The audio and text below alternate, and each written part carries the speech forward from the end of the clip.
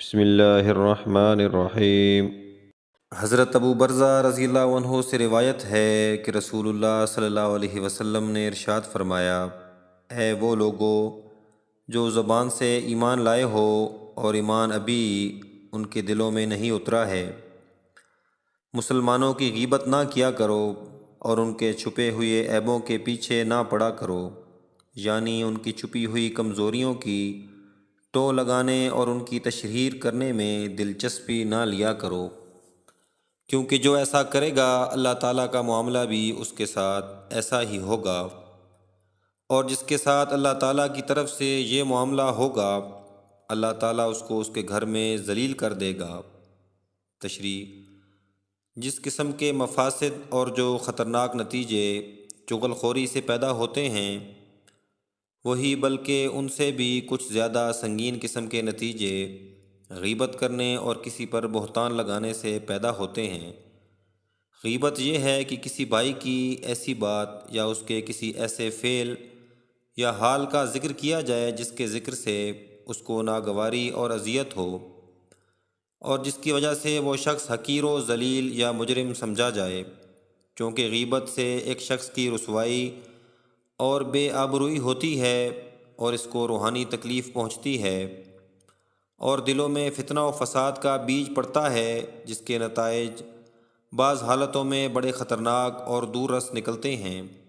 اس لیے غیبت کو بھی سخت ترین گناہ قرار دیا گیا ہے، اور اس کی انتہائی شناعت اور گندگی کو ذہن نشین کرنے کے لیے قرآن و حدیث میں اپنے مردہ بھائی کا گوشت کھانے سے اس کو تشبیہ دی گئی ہے۔ بہرحال غیبت کو رسول اللہ صلی اللہ علیہ وسلم نے اپنی تعلیم میں نہایت ذلیل اور گھناؤنی بد اخلاقی اور گناہ کبیرہ قرار دیا ہے، اور بہتان کا درجہ اس سے بھی 9 آگے ہے۔ بہتان اس کا نام ہے کہ اللہ کے کسی بندہ کی طرف ایسی کسی برائی اور بد اخلاقی کی نسبت کی جائے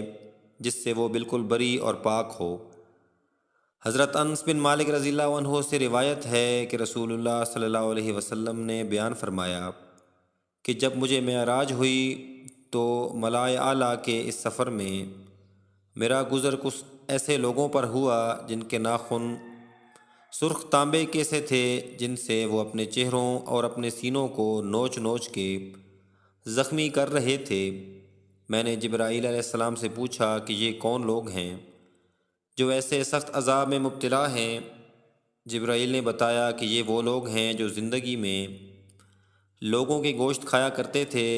یعنی اللہ کے بندوں کی غیبتیں کیا کرتے تھے اور ان کی آبروؤں سے کھیلتے تھے۔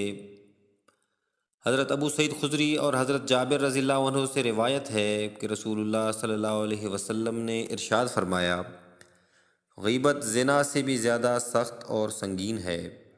بعض صحابہ نے عرض کیا کہ حضرت، غیبت زنا سے زیادہ سنگین کیوں کر ہے؟ آپ نے فرمایا، بات یہ ہے کہ آدمی اگر بدبختی سے زنا کر لیتا ہے تو صرف توبہ کرنے سے اس کی معافی اور مغفرت اللہ تعالیٰ کی طرف سے ہو سکتی ہے، مگر غیبت کرنے والے کو جب تک خود وہ شخص معاف نہ کر دے جس کی اس نے غیبت کی ہے،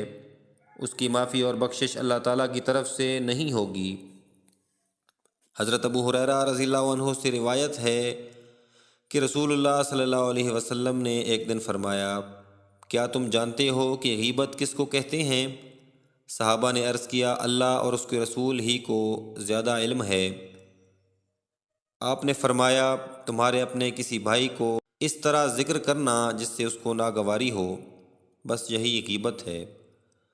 کسی نے عرض کیا کہ اگر میں اپنے بھائی کی کوئی ایسی برائی ذکر کروں جو واقعتاً اس میں ہو تو کیا یہ غیبت ہے؟ آپ نے ارشاد فرمایا،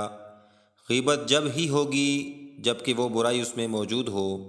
اور اگر اس میں وہ برائی اور عیب موجود ہی نہیں ہے جو تم نے اس کی نسبت کر کے ذکر کیا تو پھر تو یہ بہتان ہوا، اور یہ غیبت سے بھی زیادہ سخت اور سنگین ہے۔ اللہ رب العزت سے دعا ہے کہ وہ ہماری زندگیوں میں آسانیاں پیدا فرمائے۔ پیارے دوستو، مزید اسی طرح کی ایمان افروز ویڈیوز دیکھنے کے لیے ہمارے یوٹیوب چینل کو سبسکرائب کریں اور لائک اور شیئر بھی کریں۔ شکریہ۔